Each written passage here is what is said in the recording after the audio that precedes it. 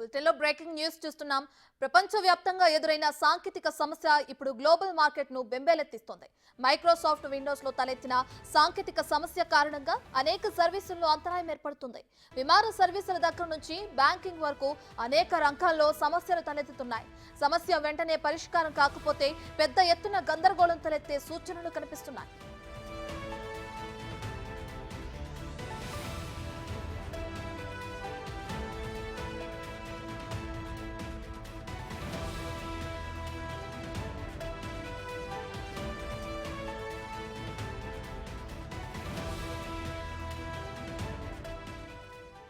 ఈ global IT సమస్య మూలంగా భారత్లో అనేక దేశాల విమానయాన సంస్థల్లో చెకింగ్, బుకింగ్ సహా విమాన సర్వీసులకు అంతరాయం ఏర్పడింది. ఆస్ట్రేలియాలో వార్తా సంస్థల ప్రసారాల్లోనూ ఇబ్బందులు తలెత్తాయి. British news channel Sky News కూడా వార్తలను ప్రసారం చేయడంలో అవాంతరాలు ఎదుర్కొంది. ఆస్ట్రేలియాలోని ఫుల్వర్డ్స్ అనే సూపర్ మార్కెట్ సేవల్లోనూ అంతరాయం తలెత్తింది. ఇక పాయింట్ ఆఫ్ సేల్స్, కస్టమర్ల బ్యాంకు కార్డులు కూడా పనిచేయటం లేదు.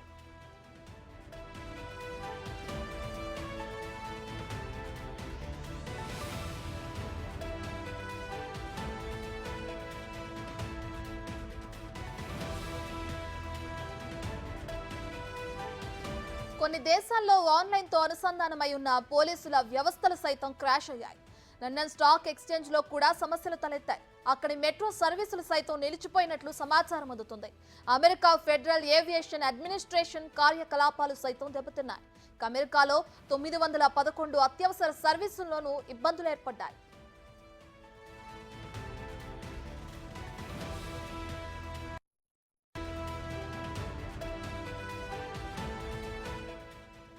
గ్లోబల్ ఐటీ సమస్య ఢిల్లీ విమానాశ్రయంలోని కొన్ని సర్వీసులపై ప్రభావం చూపింది. గ్లోబల్ ఐటీ సమస్య కారణంగా ఢిల్లీ ఎయిర్పోర్ట్లోని కొన్ని సేవలు తాత్కాలికంగా ప్రభావితమయ్యాయి. ప్రయాణికులకు కలిగిన అసౌకర్యానికి చింతిస్తున్నామంటూ ప్రకటించాయి ఢిల్లీ విమానాశ్రయ వర్గాలు. ఈ క్రమంలోనే దాదాపు అన్ని విమానయాన సంస్థలు కూడా వారి సమస్యలను ఎక్స్ వేదికగా ప్రకటించాయి.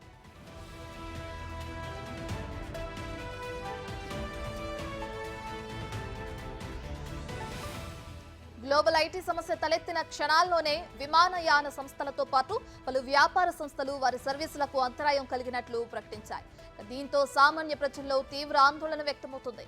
కాగా పరిష్కార మార్గాలను అన్వేషిస్తున్నట్లు మైక్రోసాఫ్ట్ ప్రకటించింది.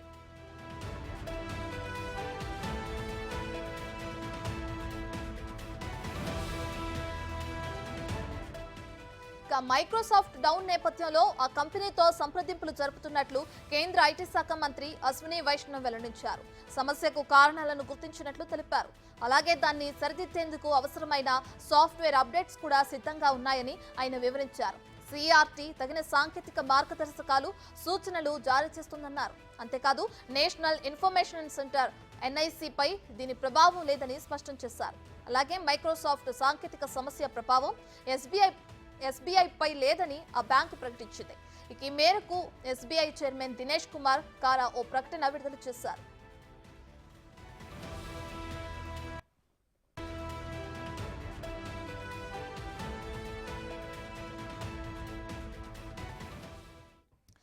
ఇదే అంశానికి సంబంధించి మరింత సమాచారాన్ని ఢిల్లీ నుంచి మా ప్రతినిధి శివ అందిస్తారు. రైట్ శివ, మైక్రోసాఫ్ట్ విండోస్ లో తలెత్తిన సాంకేతిక సమస్యకి కారణాలు కనుక్కున్నామని చెప్తున్నారు. ఏంటి, ఏ కారణం చేత ఇది డౌన్ అవ్వడం జరిగింది శివ? రైట్ రత్న, ఇటు దేశవ్యాప్తంగా మరియు ప్రపంచవ్యాప్తంగా కూడా మైక్రోసాఫ్ట్లో సాంకేతిక లోపం వల్ల అనేక ఇబ్బందికర వాతావరణం ఏర్పడింది. ఇటు బ్యాంకింగ్, మీడియా, అలాగే విమాన సర్వీసులకు సంబంధించి కూడా తీవ్ర ఇక్కట్లు అయితే ఎదుర్కొంటున్నారు. దీనికి సంబంధించి సమస్య ఎక్కడ మొదలైంది, ఎందువల్ల ఈ సమస్య వచ్చింది అనే దానిపై కూడా మైక్రోసాఫ్ట్ సంస్థ గుర్తించింది. దానికి సంబంధించి ఆ సొల్యూషన్ రెక్టిఫై చేసేందుకైతే ప్రయత్నాలు కొనసాగిస్తున్నారు. మరోవైపు ఏదైతే మైక్రోసాఫ్ట్లో తలెత్తిన ఈ సమస్యను ఎలన్ మస్క్ అయితే ఎద్దేవా చేస్తున్న పరిస్థితి కనిపిస్తోంది. అంటే ముందస్తుగా ఏం జరిగిందనేది కనుగొనడంలో మైక్రోసాఫ్ట్ సంస్థ అనేది విఫలమైంది అనే విధంగా కూడా ఎద్దేవా చేస్తూ ఒక ట్వీట్ని కూడా ఎలన్ మస్క్ చేశారు. అసలు ఈ మైక్రోసాఫ్ట్లో సాంకేతిక లోపం రావడానికి గల ప్రధాన కారణాన్ని కూడా మైక్రోసాఫ్ట్ సంస్థ ప్రతినిధులు గుర్తించారు. క్లౌడ్ స్ట్రైక్ అప్డేట్ కారణంగా ఈ సమస్య తలెత్తినట్లుగా కూడా, ఈ సమస్య వచ్చినట్లుగా ప్రాథమికంగా వారు గుర్తించారు. ఇక దీన్ని రెక్టిఫై చేసేందుకు ప్రయత్నాలు చేస్తున్నారు.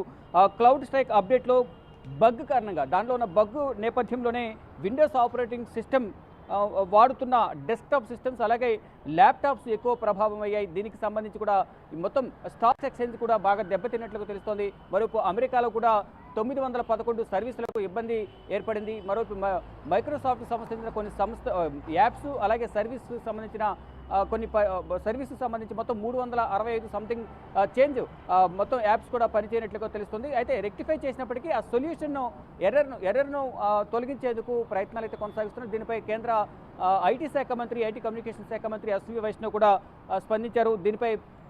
దీనికి సంబంధించి మైక్రోసాఫ్ట్ సంస్థ ప్రతినిధులతో కూడా మాట్లాడుతున్నట్లుగా, చర్చలు జరుపుతున్నట్లుగా ఆయన చెప్తూ ఉన్నారు, ట్వీట్ చేశారు. అయితే సమస్యకు గల కారణాన్ని అయితే గుర్తించాము, కంప్లీట్గా ఎందువల్ల ఈ సమస్య ఎదురైందనే దానిపై కూడా మొత్తం వారు రెక్టిఫై చేస్తున్నారు.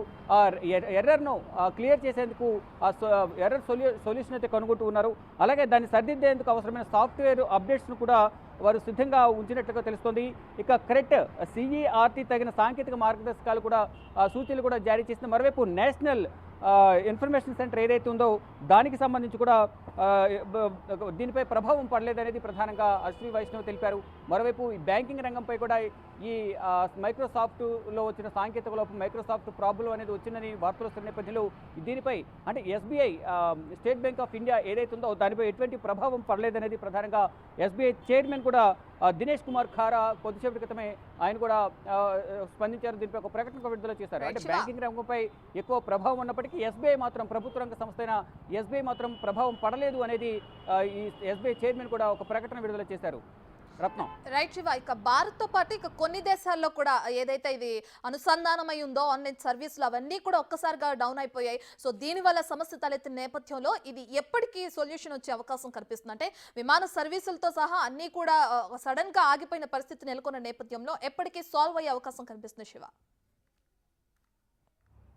అంటే ఈ మధ్యాహ్నం నుంచే దీనికి సంబంధించి మొత్తం సమస్య ఏర్పడిన నేపథ్యంలో మొత్తం మొదటి నుంచి కూడా మన ఈ సమస్య తలెత్తప్పటి నుంచి కూడా బిగ్ టీవీ దీన్ని మొత్తం దీని వద్ద లేవనెత్తిన సమస్య, అంటే ఎందువల్ల సమస్య వచ్చింది, ఎక్కడి వరకు వచ్చింది అంటే ఇక్కడ కంటిన్యూగా దీనిపై అప్డేట్స్ ఇస్తూ ఉన్నాం. దానికి సంబంధించి నిపుణుల నుంచి కూడా కొంత సలహాలు, సూచనలు కూడా మనం ప్రజలకు తెలియజేసే ప్రయత్నం చేశాం. అయితే దీనికి సంబంధించి ఇప్పటివరకు సమస్య ఎక్కడ తలెత్తింది, ఎందువల్ల వచ్చింది అనే దానిపై కూడా ఒక అప్డేట్ అయితే వచ్చింది. కానీ ఎప్పటి వరకు దీన్ని సమస్యను రెక్టిఫై చేస్తామనే దానిపై కూడా ఒక క్లారిటీ ఇవ్వలేకపోతున్నారు. కానీ త్వరలోనే దీనికి సంబంధించిన సమస్య క్లారిటీ ఇస్తాం, దీన్ని సేవలను తిరిగి మళ్ళీ అందుబాటులో తీసుకొస్తామంటూ కూడా మైక్రోసాఫ్ట్ సంబంధించిన సాఫ్ట్ సంస్థ ప్రతినిధులు అయితే చెప్తూ ఉన్నారు.